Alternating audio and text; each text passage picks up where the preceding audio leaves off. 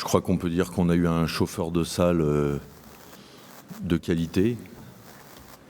C'est rien de le dire.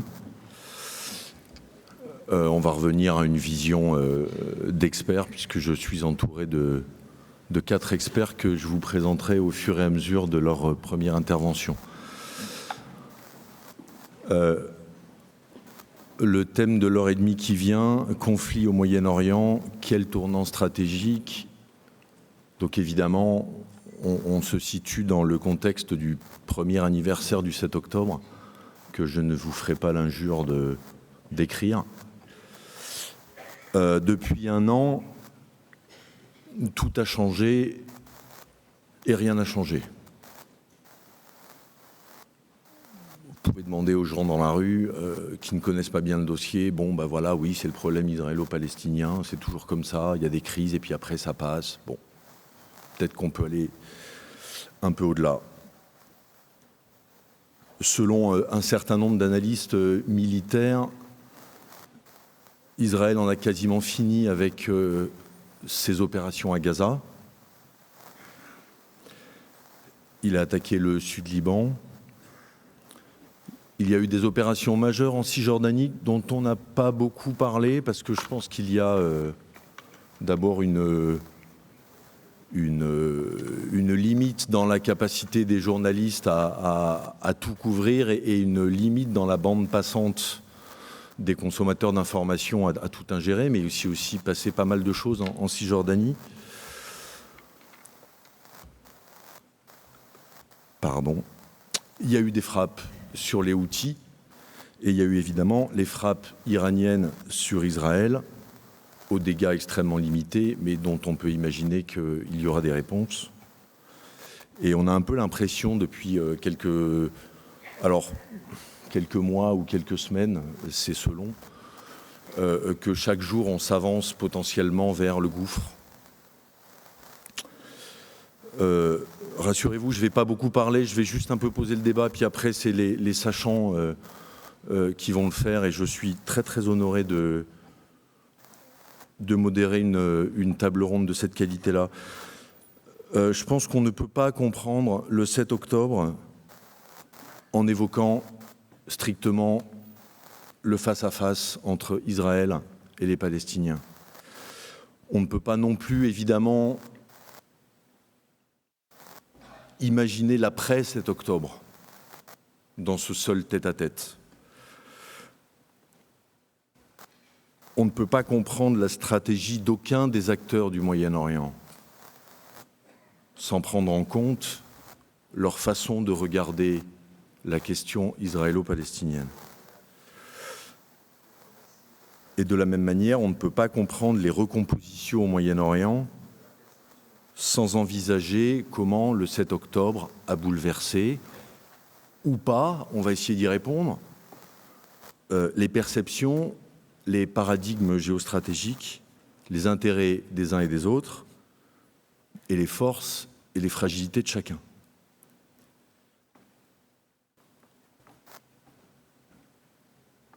J'en parlais tout à l'heure à la pause déjeuner, on est dans ces questions militaires et dans les questions géostratégiques, toujours un peu pris entre la boucle courte et la durée, la profondeur.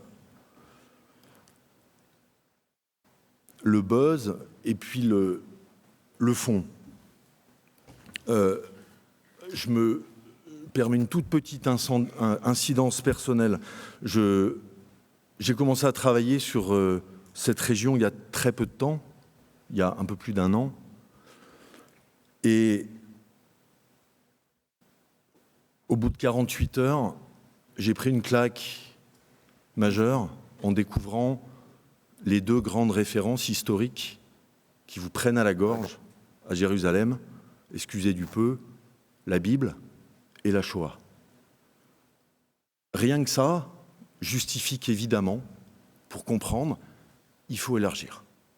Et donc, j'ai avec moi un panel pour élargir et je vais donner la parole d'abord à Céline Touboul,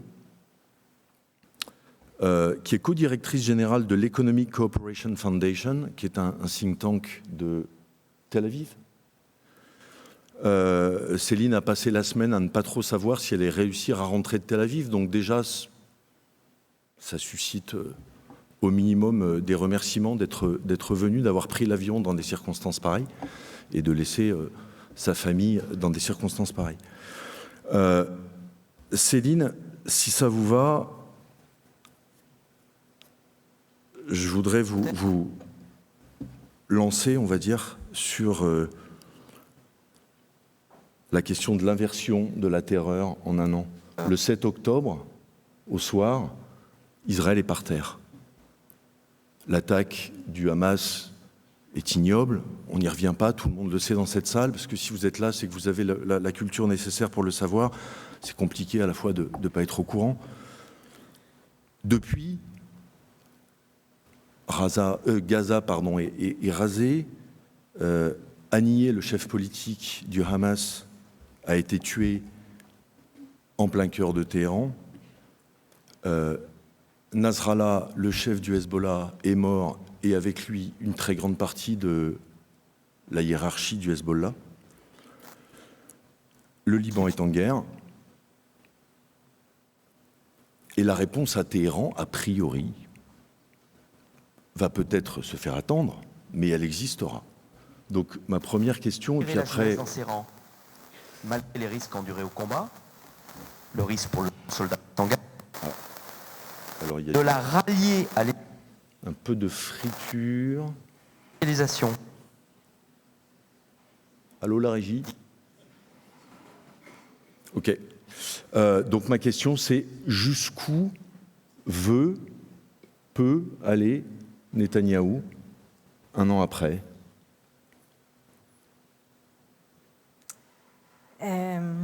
D'abord, bonjour. Merci à la FMES de m'avoir invité à cet événement. Alors, si j'ai bien compris la question, c'est un peu où est-ce que tout ça va s'arrêter et quelle est la fin de la guerre, s'il y en a une. Je pense qu'il y a deux manières d'aborder cette question. Il faut faire la distinction avec les objectifs militaires et la dimension politique, qui peut être même peut-être plus importante que les objectifs militaires au point où on en est. Un des objectifs centraux de la guerre à Gaza, mais aussi au Liban, d'un point de vue du gouvernement israélien, est de permettre à un retour des populations israéliennes du nord d'Israël et du sud d'Israël qui ont été évacuées le 7 octobre et aussi depuis le début de la guerre au Liban. Dans les chiffres que j'ai regardés, ça peut s'élever jusqu'à 120 000 personnes qui donc ont été contraints de quitter leur village, leur ville. Et donc un des objectifs fixés à cette guerre est de leur permettre de revenir et de ne plus être soumis à une menace directe terroriste. Je pense qu'il y a un consensus en Israël sur cet objectif. Il n'y a pas de consensus sur beaucoup de choses en Israël, mais sur celui-là, il y en a un. Maintenant, ce qui est certain, c'est que pour atteindre cet objectif, une opération militaire ne suffira pas. Et c'est là qu'on rentre plus dans la division au sein d'Israël. Donc une stratégie politique est aussi nécessaire afin de pouvoir maintenir les potentiels gains tactiques que l'opération militaire vont atteindre. Maintenant, le gouvernement, et en particulier, j'aurais dit le Premier ministre, a évité tout débat en interne sur cette question, que ce soit au sein de l'armée, au sein du ministère de la Défense. Il n'y a pas eu de débat possible. Il y a eu des travaux qui ont été préparés, mais le Premier ministre s'est jusqu'à présent refusé à écouter les différents scénarios possibles. Il est en ce sens sous l'emprise d'un ministre clé de son gouvernement, Bezalel Smotrich, qui a une vision très fondamentaliste de là où il veut qu'Israël aille, et donc un refus total de définir des objectifs politiques. Maintenant, la guerre permet au Premier ministre en ce moment d'éviter une enquête, une commission d'enquête qui l'obligerait à faire face à ses responsabilités dans la situation qui a conduit au 7 octobre, sa politique par rapport aux Palestiniens, par rapport au Hamas, et les choix qu'il a faits,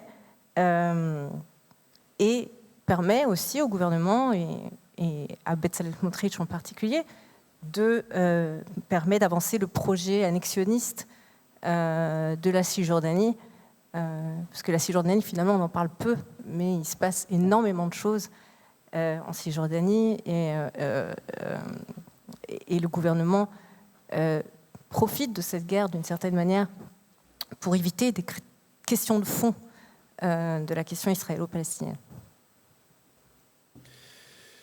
Merci, et déjà merci pour la remarquable, le caractère succinct de cette intervention qui va nous aider, puisqu'on va essayer de donner la parole à la salle. Pierre Razou, on ne le présente pas, mais on va le présenter quand même. Il est directeur académique de la FMES, donc avec Pascal Hausser, c'est lui qui nous invite aujourd'hui. Et Pierre, parmi tant d'autres, est l'auteur d'un ouvrage fondamental sur la guerre Iran-Irak, donc il connaît très très bien l'Iran. Et évidemment, en face d'Israël, il y a l'Iran, qui est derrière le Hamas, qui est derrière le Hezbollah, qui est derrière les Houthis. Pierre, est-ce qu'on pourrait juste essayer de définir qu'est-ce que c'est qu'un proxy ?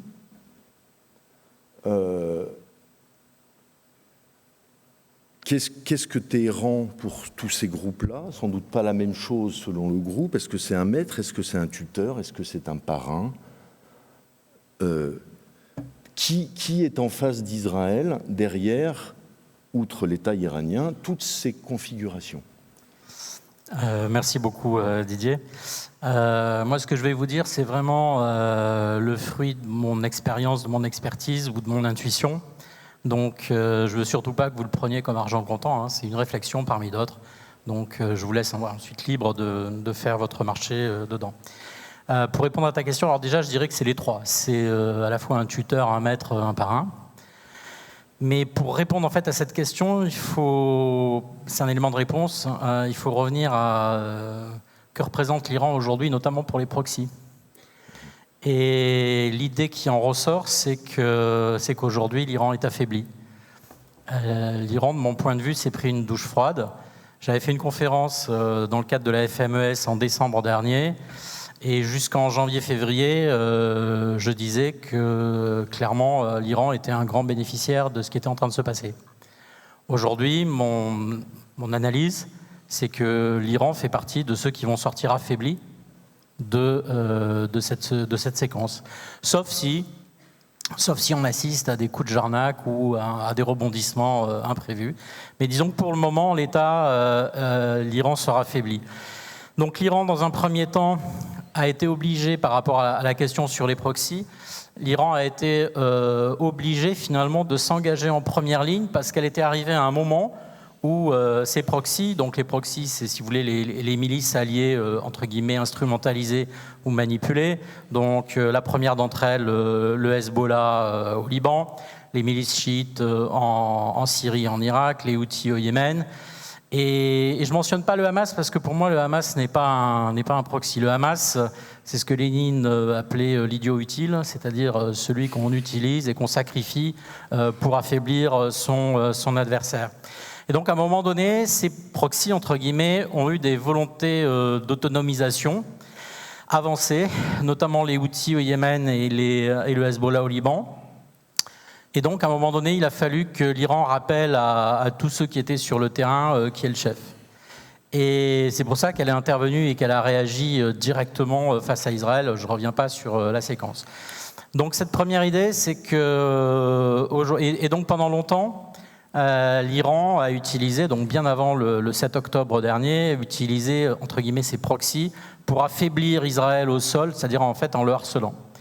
Et puis le résultat de la guerre, c'est que les proxys se sont fait limer les dents, voire considérablement affaiblir, voire pris des gros coups de marteau sur la tête. Donc en fait, aujourd'hui, le Hamas, la branche armée du Hamas est quasiment morte. Il faudra le temps d'une génération pour que les haines recuites sur place fassent émerger une nouvelle génération de combattants, en tout cas quelques années. Le Hezbollah, la branche armée du Hezbollah est quand même fortement démonétisée et neutralisée. Donc restent les milices chiites en Syrie, en Irak, mais des deux côtés, elles se prennent également des coups. Et puis surtout en Irak, elles essayent de réinsérer le jeu institutionnel. Et en Syrie, on voit bien qu'elles sont un petit peu à la fois la police d'assurance du régime, donc de Bachar el-Assad, mais aussi de la présence iranienne sur place. Donc le but, c'est pas de les sacrifier, c'est plutôt de les garder comme une garantie. Et restent les Houthis. Et les Houthis au Yémen, si l'Iran ne parvient pas à les ravitailler, c'est pareil. Au bout d'un moment, les Houthis diront aux Iraniens, écoutez, c'est gentil, mais en fait, je reviens à mon intérêt général. Et mon intérêt, c'est de m'assurer que le Yémen du Nord soit sous mon contrôle et que je puisse défendre en fait mes communautés. Ce qui m'amène très brièvement à vous parler de mon point de vue, à moins qu'on y revienne après, c'est sur les priorités du pouvoir iranien aujourd'hui, parce que c'est lié aussi à ça. La première, c'est que, et là aussi j'ai inversé l'ordre en l'espace de quelques semaines, la première, c'est clairement sauver la face. C'est-à-dire que depuis finalement le printemps dernier, et notamment les frappes iraniennes ou la frappe israélienne de rétorsion sur Ispahan, les Iraniens voient et comprennent qu'Israël a humilié militairement à plusieurs reprises les gardiens de la révolution. Et ça, c'est assez intolérable pour le régime. Donc le but du jeu, c'est restaurer la dissuasion conventionnelle iranienne à l'égard d'Israël. À l'égard des États-Unis, ce n'est pas un problème, à l'égard des monarchies du Golfe non plus. Et à l'égard du Pakistan, ça se négocie, et vis-à-vis des vrais soucis bilatéraux qu'ont l'Iran aujourd'hui, c'est-à-dire l'Afghanistan et l'Azerbaïdjan, c'est en cours de règlement. Donc la priorité, c'est ça, et la priorité, c'est donc éviter de se retrouver dans un système de dilemme où aujourd'hui le régime iranien sait qu'il va se prendre une riposte israélienne. Donc la question, c'est qu'est-ce qu'on fait ensuite ? Qu'est-ce qu'on fait ensuite en essayant d'éviter l'escalade ? J'y reviendrai juste sur mon dernier point. L'autre priorité du régime, c'est clairement le front domestique intérieur. C'est-à-dire que je ne vais pas m'étendre là-dessus, on peut en parler pendant les questions-réponses si vous voulez, mais il y a une alliance de fait entre le président, entre guillemets, réformiste Mahmoud Pezeshkian et le chef du Parlement conservateur pragmatique Mohamed Bakr Kalibaf. Et donc à eux deux, en fait, ils ont une majorité absolue et ils ont compris que si le régime iranien, c'est-à-dire le pouvoir, cette fois-ci, pas le régime, mais le pouvoir iranien ne répondait pas aux aspirations de la population, et notamment en termes d'emploi, d'environnement, d'ensablement, de réchauffement climatique, de travail et surtout de prospérité économique, ils allaient dans le mur. Donc ça m'amène à ce dilemme qui est comment riposter pour les Iraniens sans provoquer de guerre majeure avec Israël et les États-Unis. Ce qui m'amène au dernier point, qui est le facteur nucléaire.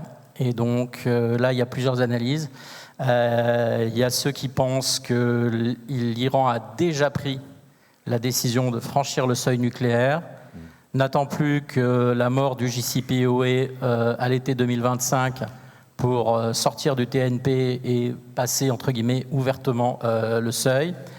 Et d'autres qui pensent que, oui, en effet, c'est une option, mais que le président Pezeshkian a remis à New York une dernière fois sur la table le dossier nucléaire pour proposer aux États-Unis une sorte de grand bargain sur tous les dossiers de la région, et que si les États-Unis ne saisissent pas cette occasion, bien entendu, le dossier étant sur la table, il le restera, et donc il y aura franchissement du seuil, cette fois-ci peut-être un peu plus tôt que prévu.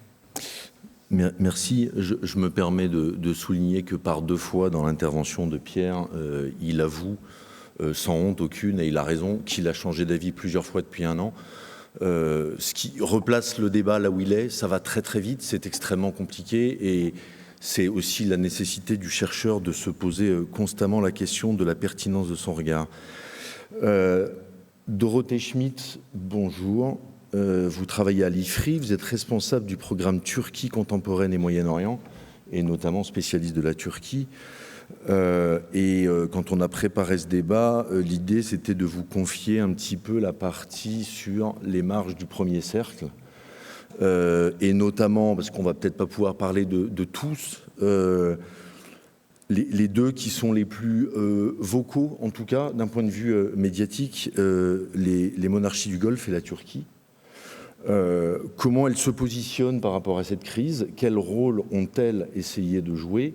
Dans quelle situation sont-elles aujourd'hui au bout d'un an, considérant que, notamment du point de vue du Qatar, les efforts diplomatiques qui ont été faits n'ont rien obtenu. Il n'y a pas eu de cessez-le-feu à Gaza, il n'y a pas eu de libération des otages et il y a eu une aggravation majeure de la crise.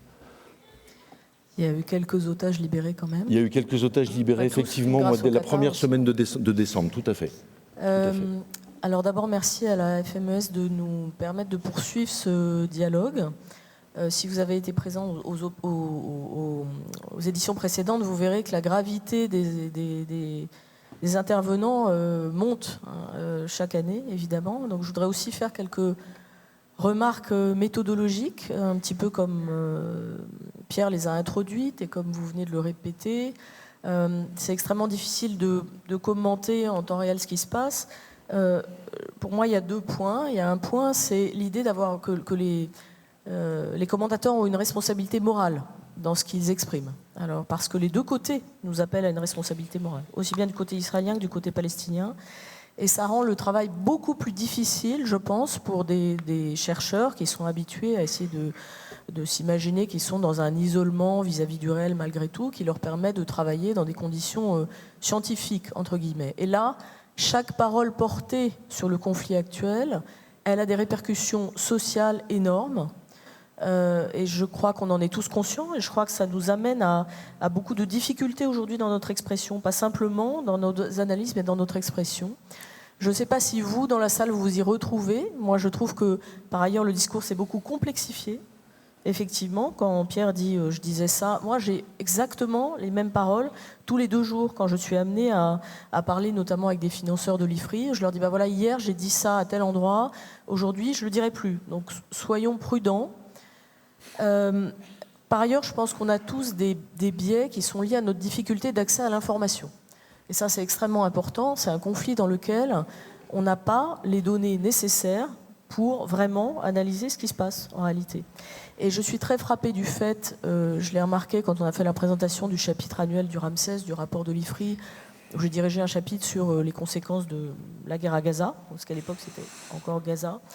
Et je suis très frappée de voir que, comme on avait assez peu de temps, le modérateur m'a posé une seule question qui était sur la vie politique israélienne. Et aujourd'hui encore, on commence par Israël, parce que c'est l'acteur sur lequel on a le sentiment de voir le plus clair, et malgré tout, en réalité, on voit assez peu clair, comme vous l'avez dit. On est rendu encore à des conjectures. Donc je vous incite effectivement, si ça vous intéresse, à essayer de voir le plus large possible, ce qui me permet maintenant assez rapidement, malgré tout, de passer à la question que vous m'avez posée. Je vous en prie. Les pays arabes du Golfe et la Turquie, alors évidemment 2 positionnements qui sont très différents sur ce conflit. La Turquie, c'est un acteur qui a envie d'être vocal, qui a envie d'être présent diplomatiquement, mais qui ne peut pas se le permettre pour un certain nombre de raisons, mais qui attend son heure. Et les pays arabes du Golfe sont embarrassés. Quand on a préparé cette session, vous avez préparé un certain nombre de questions qui montraient que, quand vous dites qu'il y a 2 acteurs, il y a le Golfe d'un côté et la Turquie de l'autre, il n'y a pas le Golfe d'un côté, effectivement. Aujourd'hui, on est obligé d'avoir une vision quand même... on est éduqué aussi, quand même, davantage qu'avant, pour avoir une vision qui est plus nuancée des intérêts des différents protagonistes du côté du Golfe. Malgré tout, si on doit être extrêmement synthétique, je vais vous donner quelles sont mes 3 inquiétudes pour l'avenir, qui, je pense, sont aussi celles, bien sûr, mes inquiétudes régionales, je dirais, qui sont celles que partagent certainement, pour le coup, les 3 protagonistes principaux du Golfe, que sont l'Arabie Saoudite, les Émirats Arabes Unis et le Qatar. Première inquiétude, l'extension de la zone d'État failli dans la région. On va vers une région faillie autour d'Israël. Je ne sais pas si c'est ce qui amènera la sécurité, mais on a une Syrie dans laquelle rien n'est réglé aujourd'hui du point de vue politique, pas de réunification complète du territoire, occupation de parties du territoire par des puissances étrangères, très forte ingérence russe, et on n'a pas trop parlé de la Russie dans la préparation de la session, mais je pense que ça devra venir. Et aujourd'hui, j'entends Netanyahou émettre des messages d'alerte et de menaces vis-à-vis de Bachar el-Assad, qui est pourtant peut-être l'acteur qui jusqu'à présent a été une sorte d'allié implicite des Israéliens presque, à partir du moment où il a été restauré dans son pouvoir en Syrie. Donc je vois la Syrie se dessiner comme à nouveau un champ de dérivation bientôt, après Gaza et le Liban. Et je pense que c'est extrêmement inquiétant parce qu'aujourd'hui, la souveraineté du Liban n'existe plus. Si Beyrouth est bombardée sans que personne jamais ne réagisse, si on s'interroge à chaque fois que l'armée libanaise lève un petit doigt, ça veut dire qu'effectivement, on compte que le Liban comme un État qui n'existe plus. Les Palestiniens ne sont pas un État. L'Égypte est extrêmement inquiète. Le roi de Jordanie, très fréquemment aussi, monte au créneau parce qu'effectivement, il sait qu'il est très fragilisé. Donc évidemment, aujourd'hui, pour les États du Golfe, le Liban, ce n'est pas forcément une préoccupation majeure. Les Saoudiens, notamment, ont bien montré que le Hezbollah, pour eux, c'était un problème, qu'ils n'avaient pas l'intention de venir continuer à jouer les financeurs automatiques des sunnites libanais. Néanmoins, si on a vraiment un désastre du type de réplique de ce qui se passe à Gaza au Liban, et encore une fois, j'entends les Israéliens le dire, à ce moment-là, quelle sera la ligne rouge pour essayer d'intervenir également sur le Liban de la part notamment des Saoudiens. Donc ça, c'est le premier sujet, c'est cette extension de la formation d'une sorte de région faillie. Je vous rappelle que l'Irak non plus n'est pas un pays où la gouvernance politique est particulièrement efficace aujourd'hui. Et où l'Iran conserve bien sûr des points de force très importants. Deuxième point, l'économie, le pétrole. Pour la première fois, depuis que l'opération commence au Liban et que la question des représailles contre l'Iran se pose et la possibilité d'une frappe israélienne sur des implantations pétrolières iraniennes, le prix du pétrole, pour la première fois depuis le 7 octobre, a vraiment monté en flèche. Et ça veut dire qu'à terme, les puissances du Golfe vont être entraînées dans ce conflit par leurs intérêts économiques. Aujourd'hui, on a des pays dans le Golfe qui n'avaient pas du tout envie de se préoccuper de la question palestinienne. Effectivement, elle avait complètement disparu de la table. Pourquoi ? Parce qu'ils étaient pleinement engagés dans leur transition économique. Dans l'idée qu'on est entré dans une ère post-énergie fossile, qu'il fallait donc aller vers une forme de transition qui est extrêmement difficile pour eux à partir du moment où toute leur richesse provient des énergies fossiles. Et le niveau des prix du pétrole, les marchés des hydrocarbures est quelque chose d'extrêmement important. Et aujourd'hui, la première préoccupation des Saoudiens, c'est de s'assurer que si les Israéliens frappaient en Iran, il n'y aurait pas de frappe de représailles iraniennes sur des implantations pétrolières ou gazières des pays du Golfe. Donc, les opérations diplomatiques aujourd'hui du CCG, c'est de rassurer l'Iran sur le fait qu'ils ne sont pas du côté des Israéliens. Ce qui nous amène quand même à une vraie réflexion sur les accords d'Abraham, sur lesquels on parlera peut-être plus tard, dont je dis depuis plus d'un an, les accords d'Abraham ne seront jamais une alliance anti-iranienne. Or, j'ai entendu Benyamin Netanyahou demander encore très récemment à ce que les accords d'Abraham deviennent formellement une alliance anti-iranienne. Troisième sujet qui m'importe, cette espèce de triade très simple, gouvernance politique, économie, sur la question humaine, à nouveau une catastrophe humanitaire sur les réfugiés qui se préparent. Pas simplement les morts civils, mais la question des réfugiés syriens, qui au Liban est en train à nouveau de monter sur le mode « il faut renvoyer les Syriens chez eux ». En Turquie, de toute façon, une volonté effectivement de réimplanter un maximum de réfugiés syriens, il y en a 4 millions en Turquie, en Syrie. Ce qui suppose aussi, pour les Turcs, d'obtenir finalement une autorisation implicite de la communauté internationale pour poursuivre leur occupation du nord de la Syrie. Parce que ce qu'ils disent, c'est qu'il va falloir protéger ces réfugiés syriens. Donc, je vous rappelle que la Syrie, c'est quand même un pays où on a eu les 2/3 de la population qui ont été déplacés ou réfugiés à la suite du conflit, et dont une partie est venue s'installer en Europe. Et aujourd'hui, cette question de migration massive, elle ne se pose pas uniquement pour les pays de la région, puisqu'évidemment les pays du Golfe ne vont pas être des destinations naturelles pour les réfugiés, qu'ils soient palestiniens ou syriens, ça n'a jamais été le cas. Mais aujourd'hui, on a une montée de cette problématique migratoire dans les paysages politiques internes de l'Union européenne. Et donc cette question, elle nous impactera aussi à travers cette problématique migratoire. Je pourrais reparler de la Turquie à un autre moment parce que c'est assez disjoint comme sujet. Merci beaucoup. J'ai presque envie d'ajouter aussi la possibilité de mouvements de réfugiés libanais maintenant. Parce que les Libanais eux-mêmes... Je n'ai pas mentionné les Libanais, mais bien sûr... On va se retrouver, là, et évidemment... Et en France, et les réfugiés palestiniens, bien sûr. Dont l'Égypte ne veut pas, dont la Jordanie ne veut pas. Enfin, voilà. Donc, effectivement, je pense que c'est une clé des problèmes majeurs. Alors... J'ai posé une colle à Dorothée sur... je lui ai donné 7 minutes pour les marges du premier cercle, et je vais poser une autre colle à Laure Fouché sur les marges lointaines, en m'excusant, Laure, de vous poser ce genre de dilemme en si peu de temps. Laure Fouché travaille à la FRS. Ses travaux de recherche se portent principalement sur la politique intérieure et étrangère de défense des pays du Proche et Moyen-Orient, ainsi que la politique européenne dans la région. Donc je voudrais que vous nous parliez un peu donc, des acteurs à la fois très extérieurs et très importants. Alors peut-être qu'on aura le temps de parler de la Chine, peut-être qu'on aura le temps de parler de la Russie, on verra. Moi j'avais envie éventuellement de se concentrer sur un espèce de paradoxe. Les États-Unis sont considérés comme les seuls qui peuvent peser vraiment sur le conflit et ne le font pas. Les Européens voudraient, mais ne peuvent pas. Merci beaucoup. Bonjour à tous. Merci beaucoup pour l'invitation. Je suis ravie de participer à cette table ronde.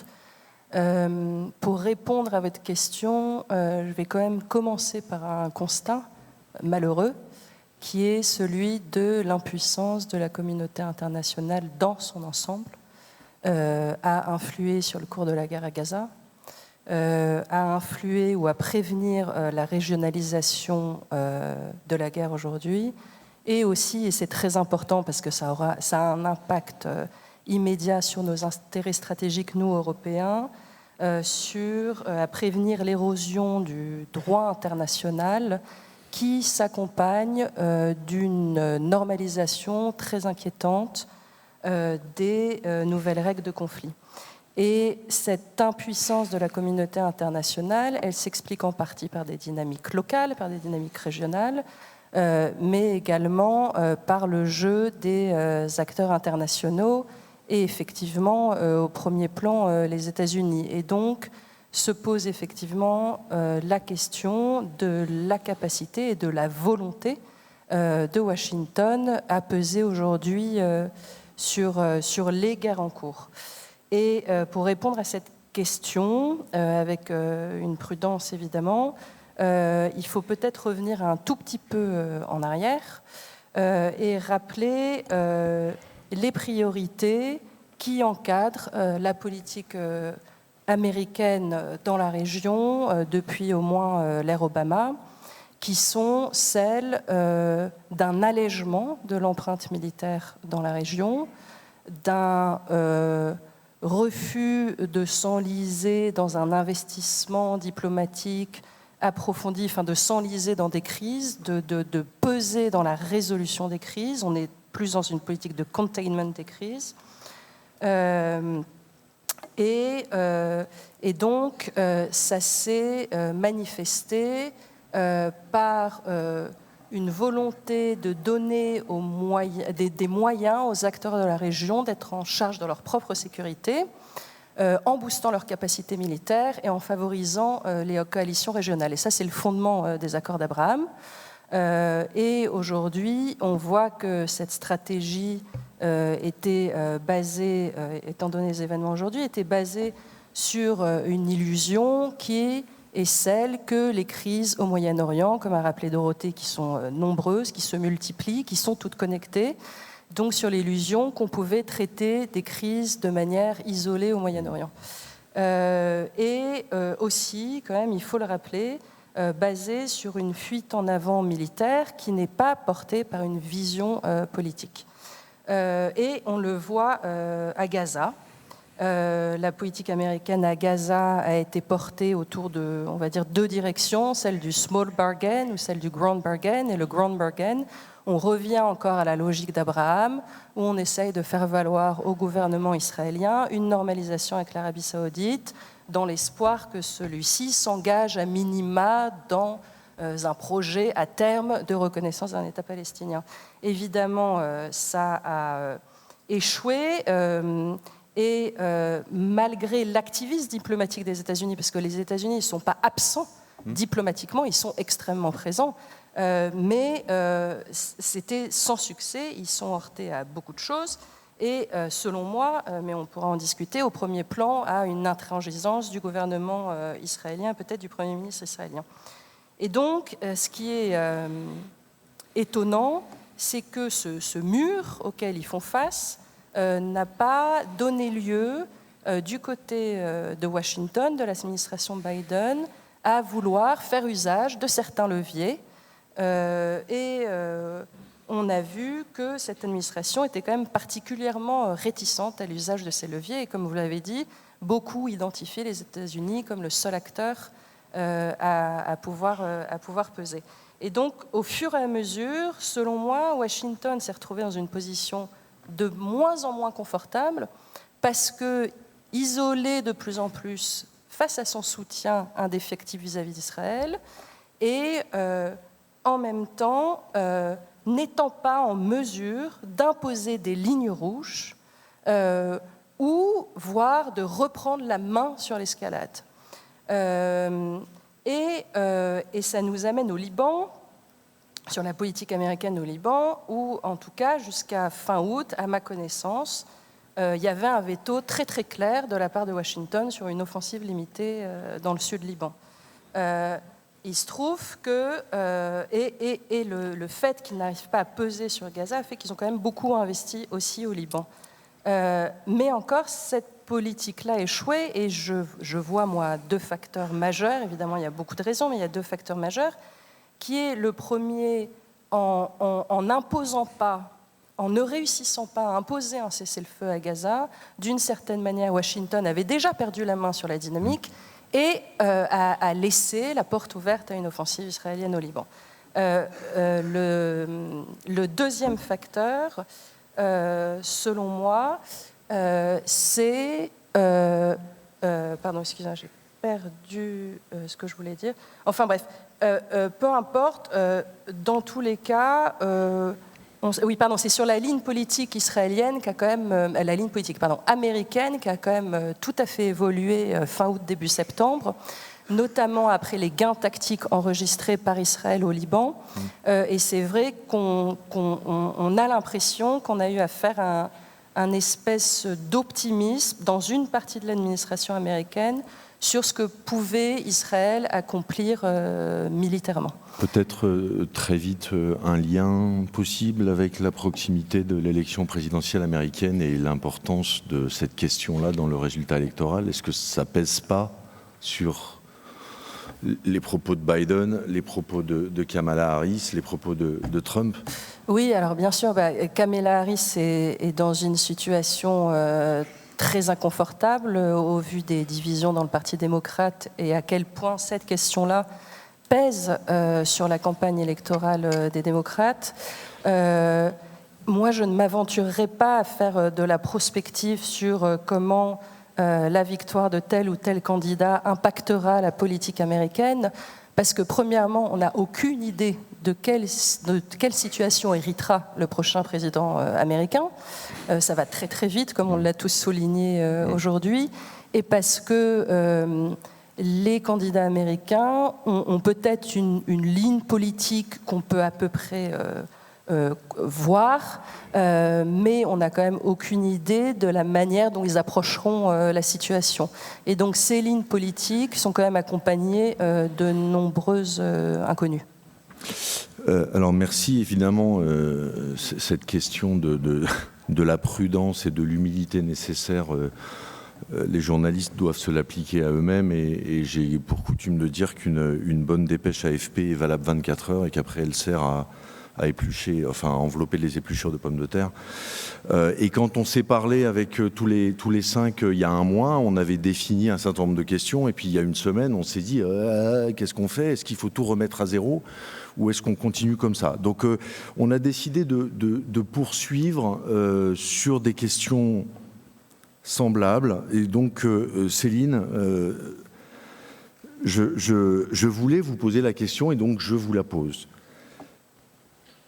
Parce que j'ai entendu en fait la question être posée depuis longtemps, depuis un an. Je n'ai jamais entendu vraiment de personne apporter la réponse. Donc si vous y parvenez, chapeau bas. Est-ce que finalement le cataclysme du 7 octobre et tout ce qui s'en est suivi, est-ce que ce ne serait pas paradoxalement la plus grande chance de résolution du conflit sur cette espèce d'idée, peut-être d'idéal, peut-être d'utopie, à un moment, quand on touche le fond, il faut bien trouver un moyen de remonter. Et donc, est-ce que c'est applicable? Est-ce que c'est possible? Et si oui, quels intérêts stratégiques pour les uns et les autres pourraient aboutir à une sortie de crise? Et je parle bien d'intérêts stratégiques et pas d'un seul coup de grandeur humaine à la Kamel Daoud, arrêtez de vous engueuler, écoutez-vous, aimez-vous les uns les autres, tout ça on sait bien. On assiste depuis un an, notamment sur les réseaux sociaux, à ce que Laurence Binder, qui est une grande spécialiste de la haine en ligne, appelle l'empathie hémiplégique, cette espèce d'incapacité d'un camp de reconnaître la souffrance de l'autre, où les Palestiniens ne voient pas l'enfer du 7 octobre pour la nation israélienne, et que les Israéliens refusent de voir ce qui se passe à Gaza. Donc, on n'est pas chez des bisounours, on est bien d'accord. Quels intérêts stratégiques pourraient faire que l'immense crise dans laquelle est plongée la région pourrait finalement faire naître une solution? Alors, tout d'abord, par rapport à cette idée, effectivement, que est-ce que on peut ressortir de la crise qui a commencé le 7 octobre dans une trajectoire qui nous rapprocherait d'une solution du conflit. Pour l'instant, ça semble effectivement très loin de la réalité dans laquelle on est, mais je pense que tout dépend à qui cette question elle est posée.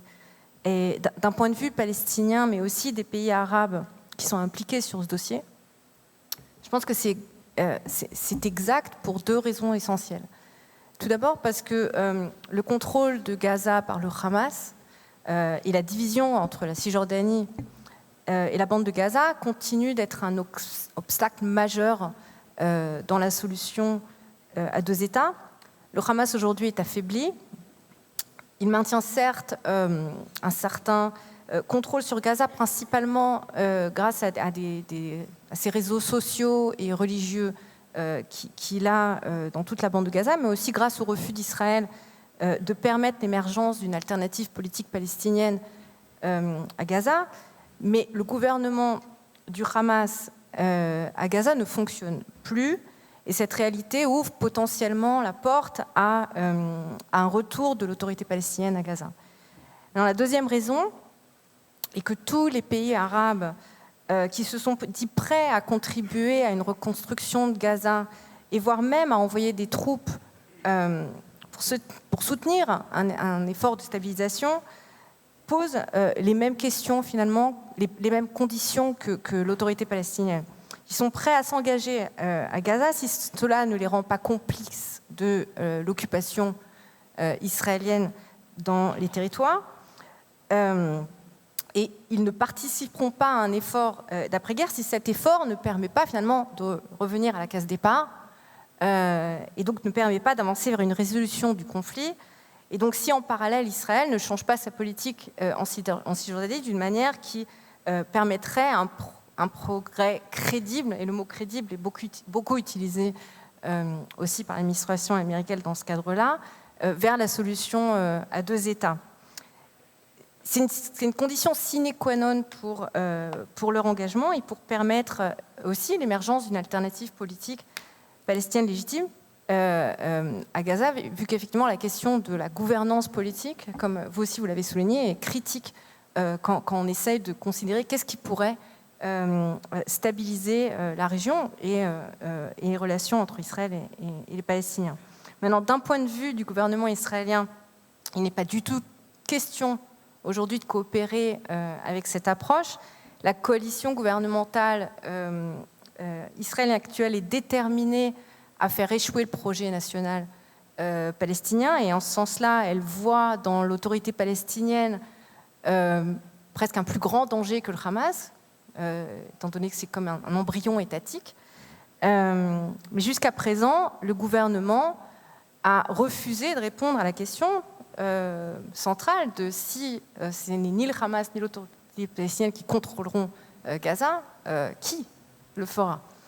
Malheureusement, l'alternative tragique, finalement, à la fois pour les Israéliens et les Palestiniens, que Netanyahou et son gouvernement sont en train de considérer ces dernières semaines, est l'instauration d'un régime militaire israélien sur la partie nord de Gaza, une sorte de modèle pilote, expérimental, qui sera probablement étendu au reste de la bande de Gaza, tant qu'il n'y aura pas d'autres alternatives, finalement.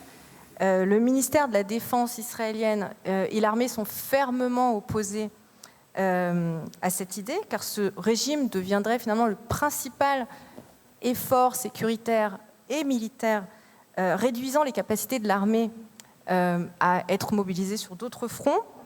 Cette question divise aujourd'hui profondément le gouvernement, est une source de tension entre le Premier ministre et le ministre de la Défense. Et l'apparatus militaire.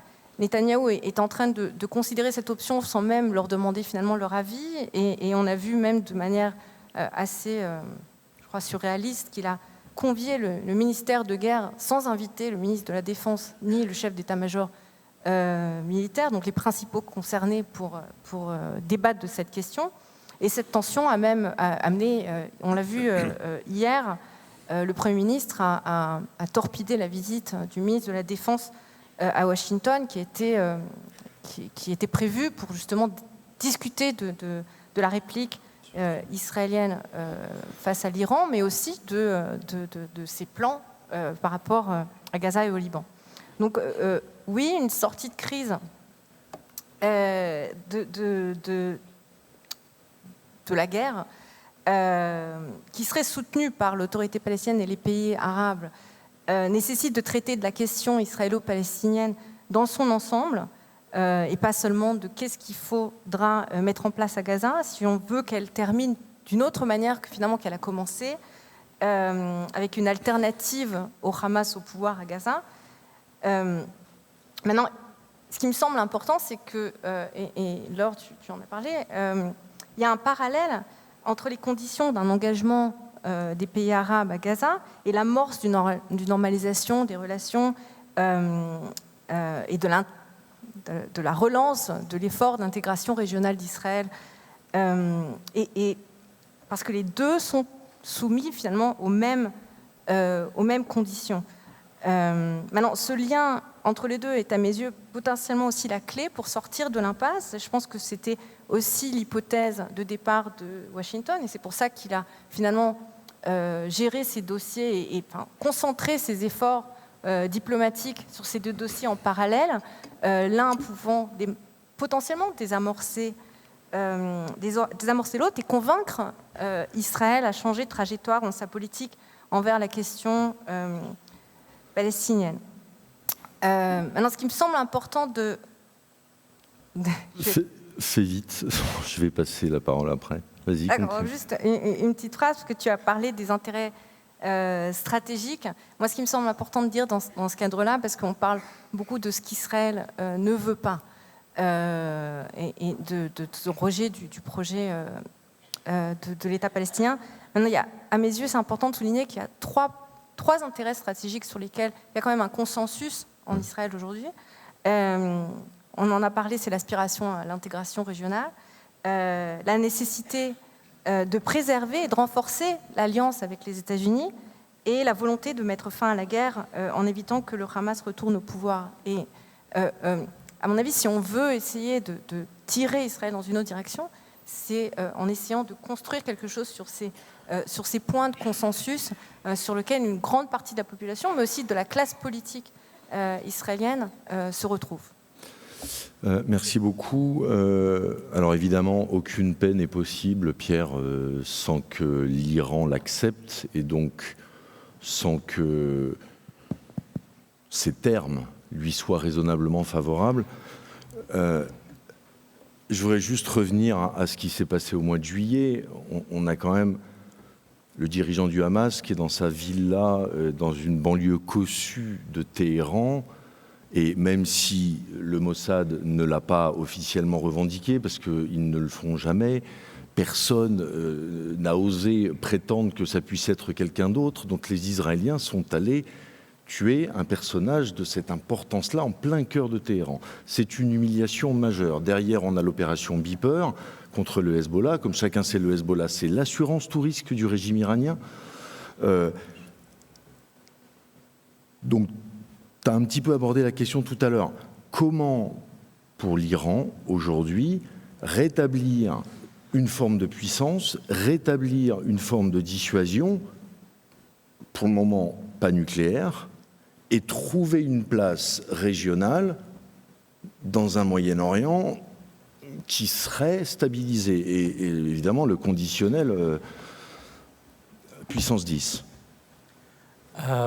Oui, ce que je disais, c'est que fondamentalement, l'Iran a besoin de restaurer un minimum de dissuasion conventionnelle. Donc, vis-à-vis des pays du Golfe, on en a parlé tout à l'heure, notamment Dorothée, je crois que ce qu'il faut garder en tête, c'est que déjà le régime iranien a réellement peur, et ça c'est relativement nouveau.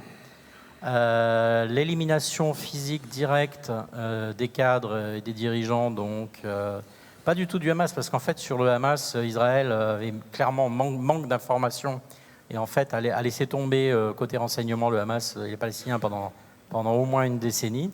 Par contre, était remarquablement renseigné sur le Hezbollah et l'Iran. Donc les Iraniens se disent ça pourrait nous arriver aussi. Donc il y a une peur, je crois que c'est une peur de se voir directement taper, etc. Donc quand on a peur, on essaye de faire peur.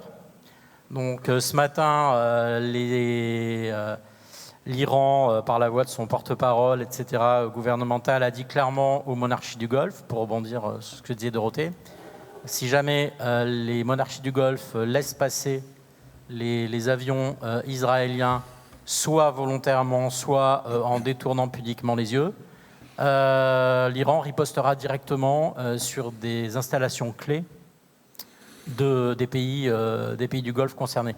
Ce qui est un moyen indirectement de reconnaître sa faiblesse par rapport à Israël sur le plan militaire et de dire, puisqu'on ne peut pas taper efficacement Israël, en tout cas pas tant qu'Israël détient suffisamment d'intercepteurs pour intercepter les missiles balistiques iraniens, eh bien nous allons taper là où ça fait mal, c'est-à-dire dans le ventre mou, si on peut dire, c'est-à-dire les monarchies du Golfe. Et là, il n'y a pas besoin de beaucoup d'objectifs. Chaque pays est très vulnérable. Donc il suffit de détruire 5-6 objectifs, 1 ou 2 pour le Qatar, et ça suffit. Donc quelque part, vis-à-vis des voisins des voisins classiques, je dirais que la dissuasion marche. Clairement, pour Israël et les États-Unis. Alors pour les États-Unis, en période électorale, c'est assez facile, parce qu'on voit bien que les États-Unis auront du mal à expliquer à la population à 2 semaines du vote présidentiel que les grandes bases américaines ont été, ou même qu'une ou 2 grandes bases américaines de la région ont été tapées, et elles sont à portée de missiles de courte portée, donc un tir de saturation peut marcher. Donc le problème, c'est Israël. Et pour Israël, c'est un petit peu un jeu de poker, c'est-à-dire que la question que se pose probablement, je ne sais pas, mais je suppose, les dirigeants iraniens, c'est combien de missiles balistiques on peut fabriquer par mois, et combien d'intercepteurs, c'est-à-dire de missiles d'interception Arrow 2, Arrow 3, David Sling, etc., les Israéliens peuvent recevoir des États-Unis. Et on passe dans une logique numérique et une comptabilité industrielle. Alors, on voit bien les calculs, le billard à 4 bandes chez tous les acteurs. Dorothée, je veux bien qu'on revienne un instant sur la Turquie et un positionnement qui est parfois complexe à comprendre. Erdogan a beaucoup a hurlé à la mort d'Haniyeh, qu'il appelait son frère, et en même temps, la Turquie ne veut pas la destruction de l'État d'Israël. Il y a toujours un peu un coup à gauche, un coup à droite, comme il le fait d'ailleurs dans pas mal d'éléments de sa politique étrangère, vis-à-vis de l'OTAN et vis-à-vis de la Russie. Enfin voilà. Quelles sont les marges de manœuvre de la Turquie ? Et ah si, non, ça marche. Si, ça marche. Quelles sont ces marges de manœuvre et quels sont ses objectifs dans dans cette galère, dans cette histoire ? Je vais commencer par la Turquie et puis je vais essayer de monter un peu en généralité aussi pour reboucler avec ce qu'ont dit mes collègues. La Turquie, elle a une histoire d'abord avec Israël qui est historiquement assez forte puisque c'est le premier pays musulman qui a reconnu l'État d'Israël. C'est un pays qui a eu une alliance militaire pratiquement avec Israël dans les années 90. Et c'est un pays qui se détachait d'Israël très progressivement après que le parti qui se disait à l'époque démocrate islamiste, comme la démocratie chrétienne allemande de Recep Tayyip Erdogan, est arrivé au pouvoir en 2002. Et au départ, je me souviens que quand on a eu une période de transition de 2-3 ans dans la perception qu'on avait de ce parti, de l'AKP et de Tayyip Erdogan lui-même. Les Européens étaient dans une hésitation, beaucoup de débats sur la compatibilité entre islam et démocratie. Puis très vite, c'est un parti qui a donné des gages pro-européens. Et à l'époque, les Israéliens avec qui je parlais étaient tout prêts à justement donner le bénéfice du doute finalement à ce parti politique et à se dire bon, on tient beaucoup à la Turquie comme allié parce qu'aussi la Turquie fait partie des acteurs de ce Moyen-Orient qui ne sont pas des acteurs arabes. Donc c'est toujours l'idée aussi d'une sorte d'alliance de revers par rapport aux Arabes. Et puis on a eu une dégradation très forte de la relation avec Israël à partir de 2007-2008 jusqu'à 2010 avec l'incident du Mavi Marmara, une brouille complète avec Israël, rupture des relations diplomatiques, donc un incident militaire, hein, ça il faut insister parce que c'est toujours possible aussi et qu'aujourd'hui Erdogan dit de temps en temps attention, si les Israéliens vont trop loin, on pourrait s'impliquer militairement. Et là plus récemment il a dit si Israël entre au Liban, ça veut dire qu'un jour il pourrait menacer la Turquie. Donc on a quand même des allusions à l'idée que la Turquie en tant que puissance militaire se positionnerait dans cet ensemble de dégradation très rapide, de conflits asymétriques, comme une puissance qui finalement pourrait éventuellement à un moment s'engager dans un conflit conventionnel avec Israël. Et ça, c'est évidemment extrêmement inquiétant. Bon, je ne pense pas du tout que ce soit dans l'idée de réellement de la façon dont Erdogan se projette stratégiquement, mais je pense qu'en revanche, il sait qu'il a une capacité de dissuasion, parce que son pays est vraiment devenu une puissance militaire très importante dans la région. Et par ailleurs, il tâte son électorat. Et on en a parlé aussi en préparant l'émission. Erdogan, aujourd'hui, il est en partie réélu par des voix de nationalistes turcs. Donc la vraie question, c'est comment est-ce que ces nationalistes turcs voient le conflit israélo-palestinien ? Un certain nombre d'entre eux se voient comme plus proches d'Israël qu'ils ne sont des pays arabes. Donc ça, c'est très important à comprendre. Cet électorat nationaliste, il n'est pas forcément dans une solidarité musulmane large et très pro-palestinien comme peut l'être Erdogan à titre personnel. Donc il n'y a pas une extrême résonance de cet appel à soutenir les Palestiniens, une résonance forcément complète, très large et universelle en Turquie. Et surtout, il n'y a pas vraiment d'appétence pour la guerre en Turquie. Et là, ce qu'il faut voir, c'est la façon dont la Turquie s'est positionnée face à la guerre russo-ukrainienne, avec cette idée que la nature de la Turquie, c'est de rester neutre, relativement neutre, ou dans une neutralité engagée politiquement, mais pas militairement, vis-à-vis des conflits graves que se produisent dans son voisinage. Mais voire d'intervenir en Ukraine comme possible facilitateur de négociations à un certain moment. Oui, mais aussi vis-à-vis des Russes et en aidant aussi beaucoup les Russes en facilitant le contournement des sanctions. Donc de toute façon, l'équilibre, il est quand même quand même très spécial. Et je me souviens qu'au début de la guerre russo-ukrainienne, j'avais dû le dire l'année dernière, ce qui me frappait beaucoup, c'est que les Turcs prenaient comme point de comparaison la Seconde Guerre mondiale, où ils ont soigneusement évité de prendre position jusqu'à ce qu'ils aient vraiment compris que l'Allemagne avait perdu la guerre. Et là, ils ont déclaré la guerre à l'Allemagne en février 1945. Donc, il n'y a pas d'appétence pour la guerre en Turquie, c'est assez clair aujourd'hui. Et c'est pour ça que je pense que cet aspect de mobilisation pro-palestinien, c'est aussi une question rhétorique interne pour Erdogan, mais qui n'a pas vraiment de lien avec la façon dont il voit la diplomatie turque. Mais néanmoins, il est extrêmement intéressant, et c'est là que je voulais essayer vraiment en 2 secondes de monter en généralité, de voir dans quelles enceintes aujourd'hui multilatérales la Turquie s'agite. Et ce sont des enceintes qui sont en partie séquentes avec les pays arabes du Golfe, dont on parlait tout à l'heure. La Ligue arabe, Hakan Fidan, le ministre des Affaires étrangères turc, s'est fait inviter à la dernière réunion de la Ligue arabe où il voulait présenter l'idée d'une coalition musulmane qui s'opposerait à ce qu'Israël aille trop loin dans les conflits qu'elle est en train de mener dans son voisinage. Alors c'est encore assez vague, mais ça rejoint une préoccupation saoudienne puisque lors de la dernière Assemblée générale de l'ONU, les Saoudiens ont présenté l'idée d'une coalition de protection des Palestiniens et le fait qu'il fallait aller plus vite vers l'établissement d'un État palestinien.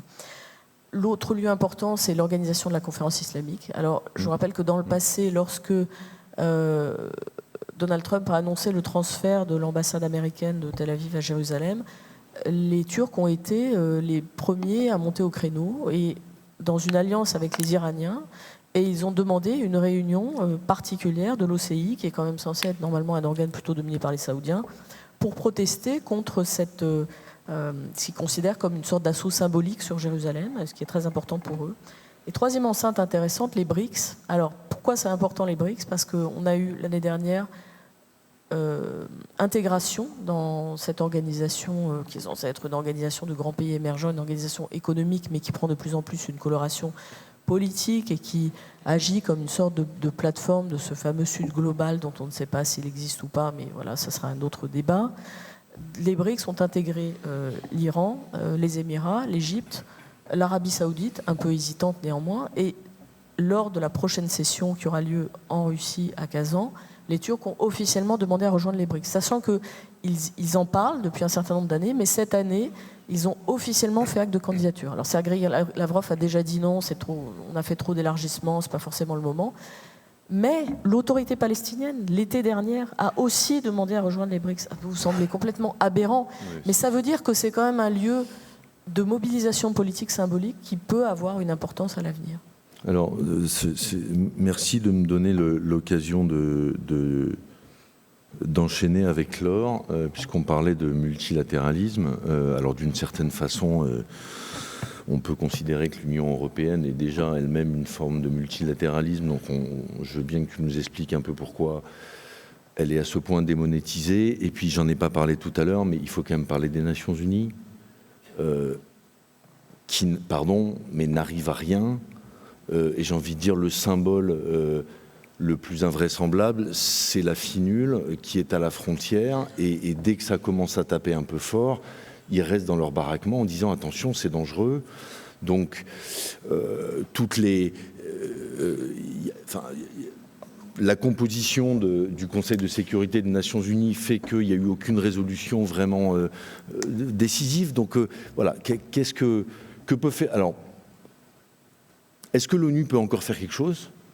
Et est-ce que l'Union européenne peut se réveiller et peser d'une façon ou d'une autre ? Et puis après, on essaiera de donner la parole aux questions de la salle, même si on a quand même répondu à un certain nombre d'entre elles. Sur l'UE, je vais avoir une réponse assez rapide et un peu désolante, radicale, qui est que déjà, dans la perception des acteurs locaux, l'UE, au-delà de ses capacités de financement, d'aide, etc., l'UE n'est pas un objet identifié, enfin, c'est un objet non identifié. L'Union européenne n'a pas réussi à dépasser cette étiquette qui lui colle à la peau dans la région, à savoir to be a payer and not a player. Et c'est encore plus flagrant dans les guerres au Liban et à Gaza. L'Union européenne a toujours été extrêmement divisée sur la question israélo-palestinienne. Là, ces divisions se sont encore plus augmentées. Et donc, je crois qu'il faut attendre le mois de mars pour avoir une déclaration qui appelle à une, si mon souvenir est exact, à une pause humanitaire qui devrait mener à terme un cessez-le-feu. Et là, on parle de déclaration, on ne parle pas de politique, on parle de déclaration. Et donc, évidemment, imaginer que l'UE pourrait être tentée de regarder quels sont les leviers éventuels qu'elle a pour influer sur le cours de la guerre, on est encore ailleurs. Certains pays ont tenté de le faire, mais effectivement, les divisions font que l'UE n'arrive pas à peser, en fait, tout simplement. Et c'est vrai aussi, j'ai l'impression, pour le moment au Liban, où si les choses n'ont pas changé, Joseph Borrell a dû lui-même faire une déclaration à son nom, faute d'accord de 27 sur un appel au cessez-le-feu. Du coup, les Nations Unies, dans le contexte, j'ai oublié aussi de dire qu'il y a quand même l'UNRWA, agence onusienne, qui est dans la cible des accusations d'Israël pour avoir participé au conflit, enfin même avoir organisé pour certains de ses membres le 7 octobre, et qui a pris un certain nombre de tirs israéliens. Donc là, on est vraiment dans un échec terrible des Nations Unies. Donc quelques mots rapidement. Ça dépend de quoi on parle quand on parle des Nations Unies. L'UNRWA a certes pris... a été extrêmement, très fortement critiqué. Néanmoins, l'UNRWA reste la seule structure aujourd'hui à même d'être en capacité de faire quelque chose à Gaza. Donc, si on parle de ce type de structure, je ne pense pas qu'on peut réduire l'ONU à une telle impuissance, enfin pas impuissance, mais une telle non-efficacité ou d'acteurs inutiles. Après, si on parle du CSNU, le CSNU, c'est aussi la somme de ses membres, et effectivement, on est un peu dans un match nul, je dirais, à cet égard, c'est très intéressant de regarder ce qu'ont essayé de faire les Français. La France a été quand même très active au sein du CSNU, en coopération avec le groupe des 5 pays arabes, pour essayer de porter plusieurs projets de résolution, mais face à la composition actuelle du CSNU, effectivement, la France ne pèse pas véritablement. Et pour le coup, les acteurs régionaux, je pense, s'en rendent tout à fait compte. Et ça, c'est peut-être un dernier point sur la politique européenne aujourd'hui, c'est que je crois qu'il y a eu un décrochage européen qui est amorcé depuis longues années, mais celui-ci s'est vraiment renforcé avec la guerre à Gaza, probablement encore plus avec la guerre au Liban, que pour les acteurs de la région, les Européens ne sont ni une force militaire ni une force diplomatique, et que pour les opinions publiques de la région, le fait d'être en capacité de peser équivaut souvent à complicité, et donc la future capacité des Européens à peser, de jouer un rôle, doit être aussi analysée à travers cet angle, et effectivement ça remet en cause notre capacité future à peser, oui. Alors, on va essayer de passer aux questions. Encore une fois, il y en a un certain nombre, me semble-t-il, qu'on a déjà abordé. Si je puis me permettre, je vais essayer d'éviter la question de savoir est-ce que forcément on va vers le pire, qu'il soit nucléaire ou pas, parce que je pense que le pire n'est jamais écrit et que on a déjà du mal à comprendre le présent et le passé. Alors donc, si on se met à inventer l'avenir, on est sûr de se mettre dans le mur. Il y a une question qui m'intéresse pas mal sur la question de l'efficacité du Mossad chez les proxys en comparaison avec l'échec du 7 octobre. Alors, je me permets de répondre juste sur la première partie, parce que je m'occupe aussi de renseignements. J'ai posé la question à un certain nombre de gens. Effectivement, l'assassinat d'Haniyeh, l'affaire des beepers, c'est d'un point de vue purement d'action de renseignement, et évidemment, c'est de la guerre, donc on écarte la question morale et le fait qu'il y a des victimes civiles. Ce sont des opérations absolument exceptionnelles. Pourquoi est-ce qu'Israël est la seule nation à pouvoir le faire? Un Israélien m'a répondu, parce qu'on est les seuls à en avoir besoin. Parce que ça fait 70 ans qu'on a mis en place des services de renseignement avec un service action, parce que ça dépend de la survie du pays. Maintenant, Céline, le 7 octobre, pourquoi ne l'ont-ils pas vu arriver? Et j'ai envie d'ouvrir la question du biais cognitif, parce qu'ils ne croyaient pas que le Hamas en était capable. Comment tu vois les choses? Je pense que c'est... je ne suis pas une experte comme Pierre sur le mais militaire. Pierre, tu pourras répondre si tu veux. Mais les services d'intelligence, leur travail est aussi basé sur certaines hypothèses de travail. Or, il y avait une certaine arrogance par rapport au Hamas qui n'existe pas par rapport au Hezbollah.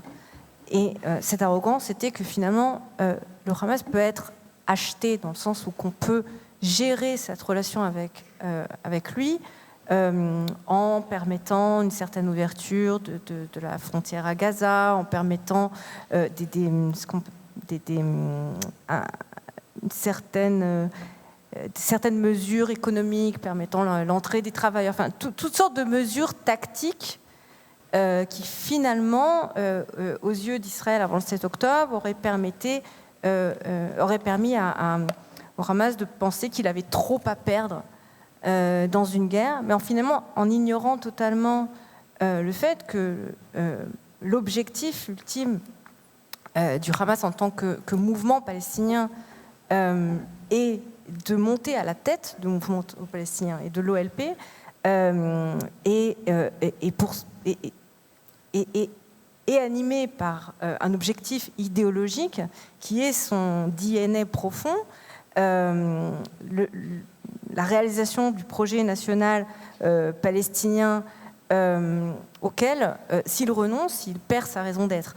Et je pense qu'il y a quelque chose aussi d'important qui s'est passé dans les affrontements de mai 2021, où le Hamas a changé aussi de tactique en liant tout affrontement avec Israël à des développements à Jérusalem.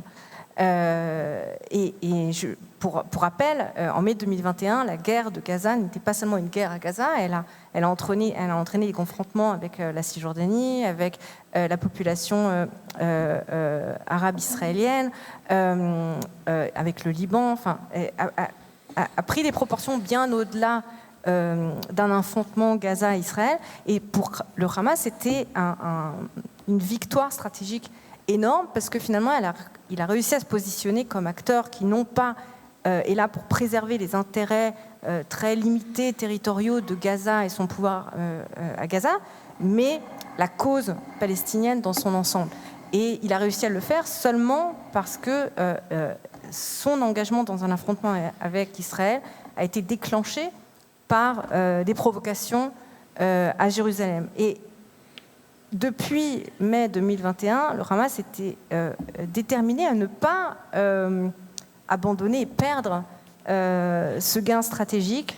Et donc il était clair, je pense, enfin en tout cas on a essayé d'avertir plusieurs fois que c'était le cas, que certains gestes pour seulement améliorer la vie de la population à Gaza et pour permettre au Hamas d'asseoir son pouvoir à Gaza ne pouvaient pas en soi contenir les ambitions idéologiques et nationales du mouvement.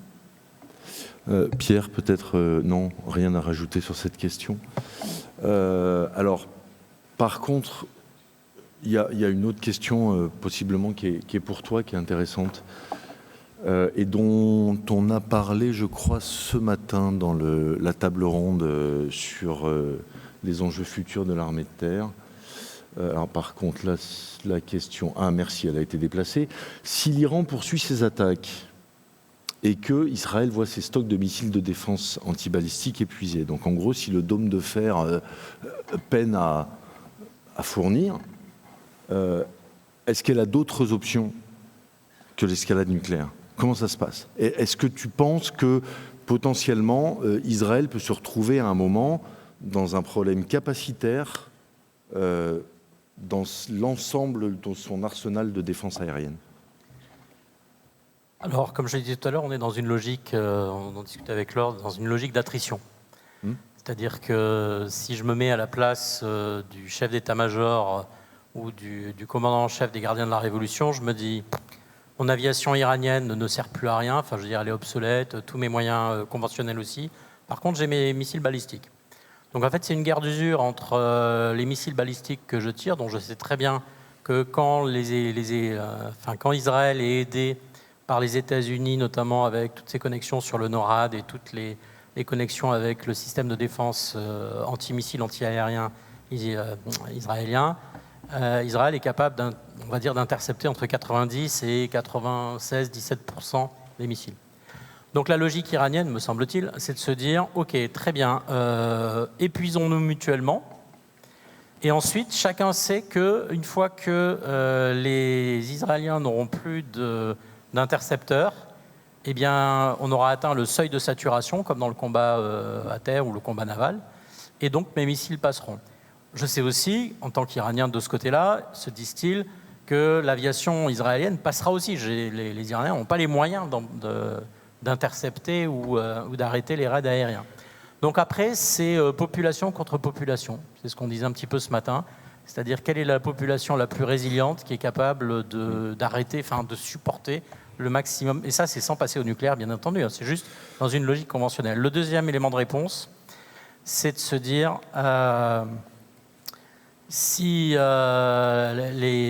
parce que les Israéliens ont d'autres moyens de pression aussi, sans attaquer directement l'Iran, ça peut être de créer le chaos en Syrie.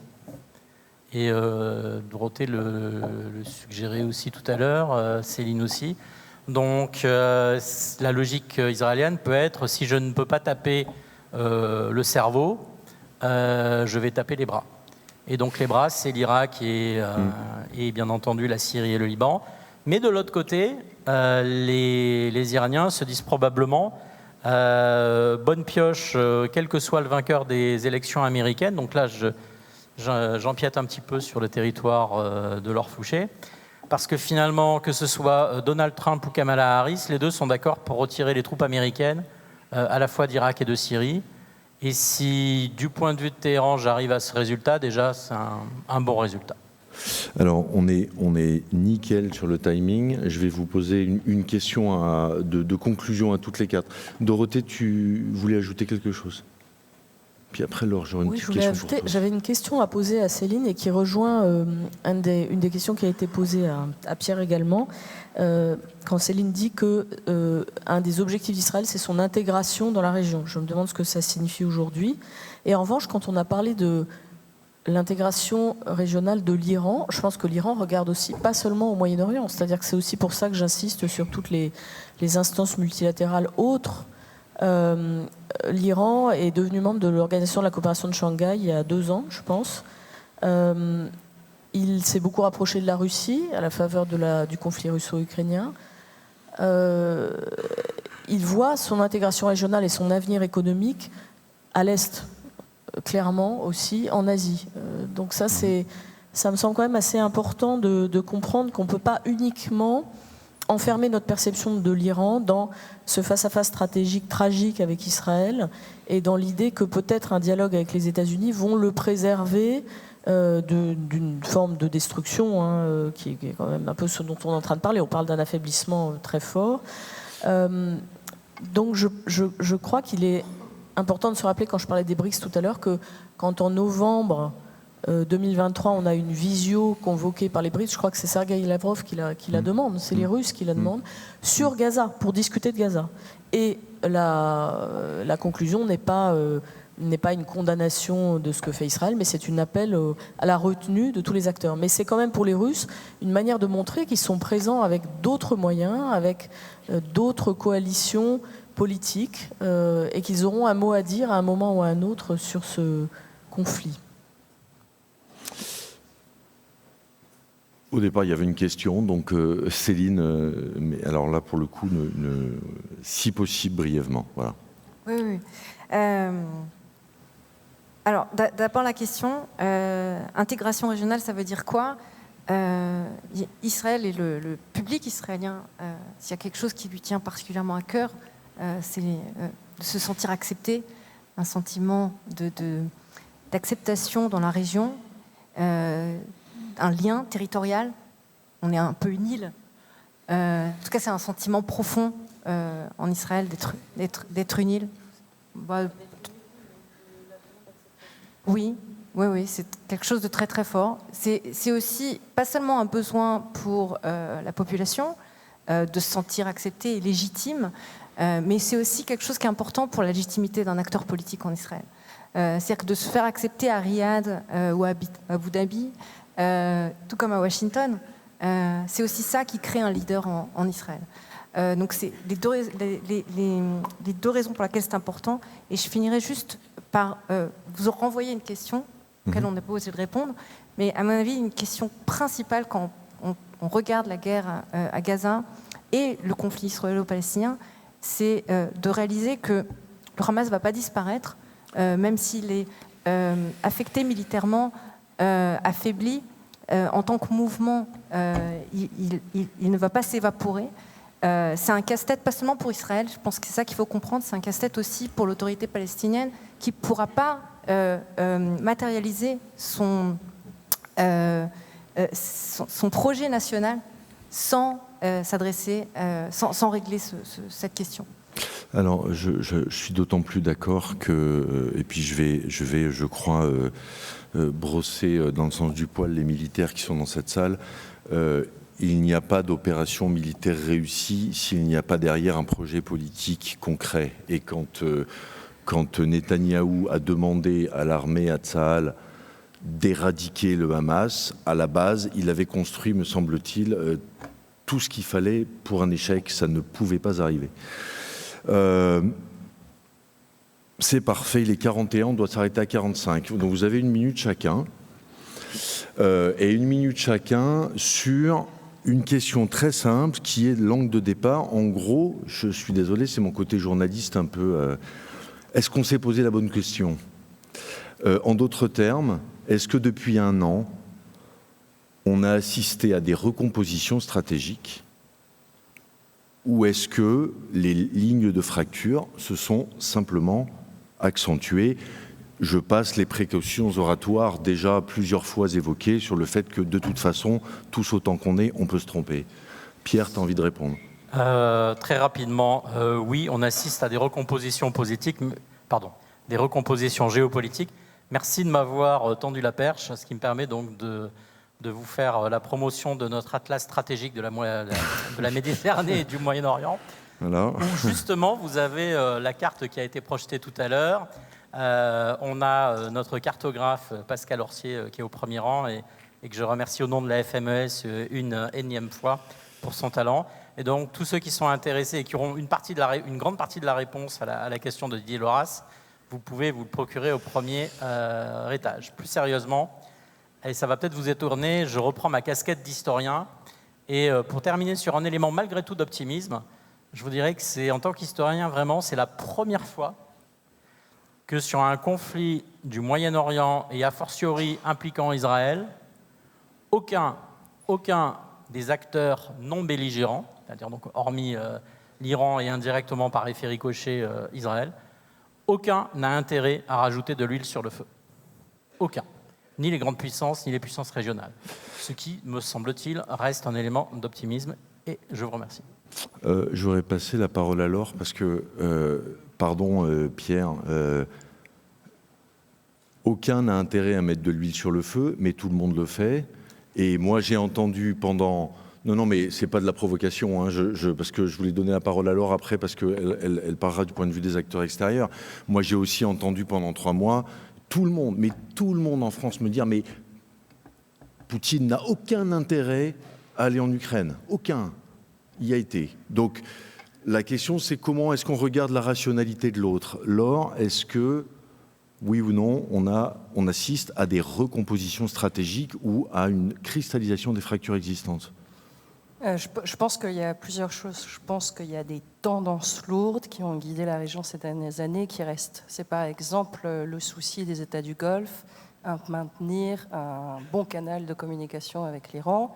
Les accords de normalisation n'ont pas été remis en question. Donc il y a quand même des tendances qui sont là. Après, selon moi, je pense qu'il y a quand même une rupture stratégique avec le 7 octobre qui se situe dans le calcul des acteurs et au premier plan Israël, à savoir une tolérance zéro vis-à-vis des proxys iraniens. Et on voit aujourd'hui que, effectivement, ça change, Pierre, vous en parlez, le rapport de force dans la région aujourd'hui. Donc, voilà, enfin, il y a plusieurs... Ça dépend d'où on se place. Et voilà. Dorothée ?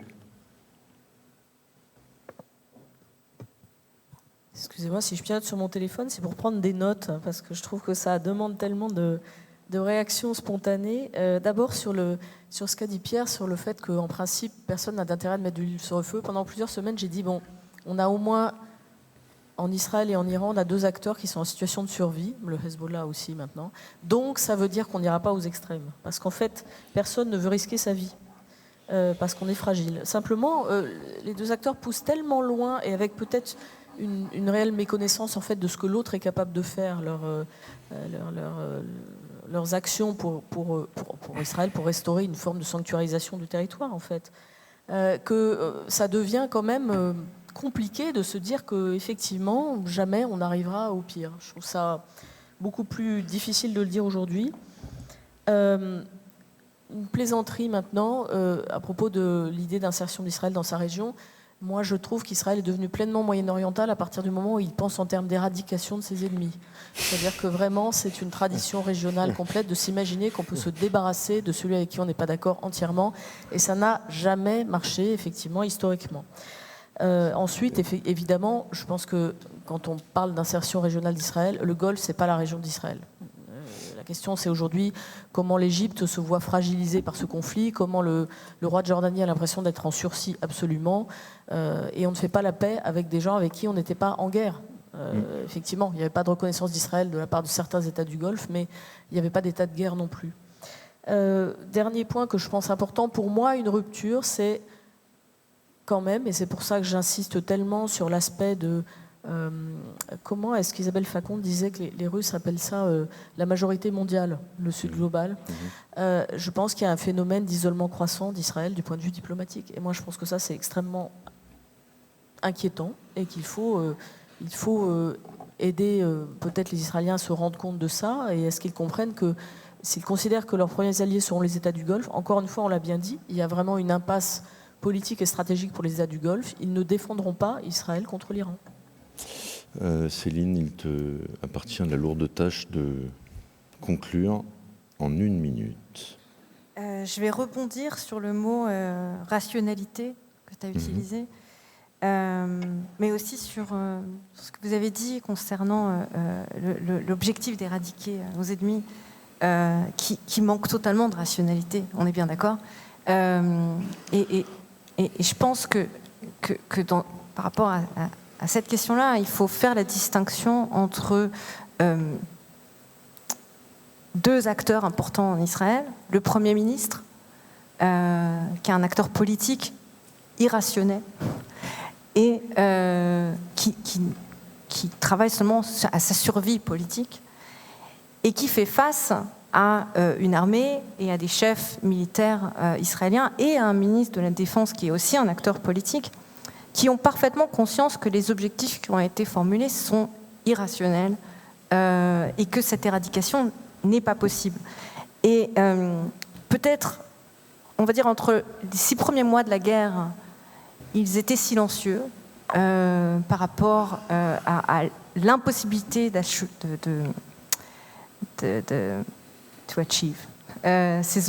d'atteindre ces objectifs. Maintenant, ils ne le sont plus, parce que je pense qu'ils ont compris que Israël va à sa perte, et qu'on parlait de menaces existentielles, je ne sais plus dans quelle session. Ces objectifs sont une menace existentielle, pas seulement militaire, mais économique. Israël, il y a une semaine, a été dégradé par l'agence de Moody's. C'est quelque chose qui résonne énormément en Israël. Et c'est lié aussi au fait que ces objectifs-là sont irréalisables et que tout le monde le sait. Je pense que le Premier ministre le sait aussi. Mais voilà, il ne veut pas se terminer cette guerre pour les raisons que j'ai énoncées tout à l'heure. Bien, merci. Il est le temps d'en finir. Alors évidemment, ça a été dit plusieurs fois, hein, si ça se trouve, dans 6 mois, dans 1 an, tout ce qu'on a dit là se révélera totalement faux, auquel cas je propose qu'on nie tous collectivement avoir tenu ces propos. Voilà.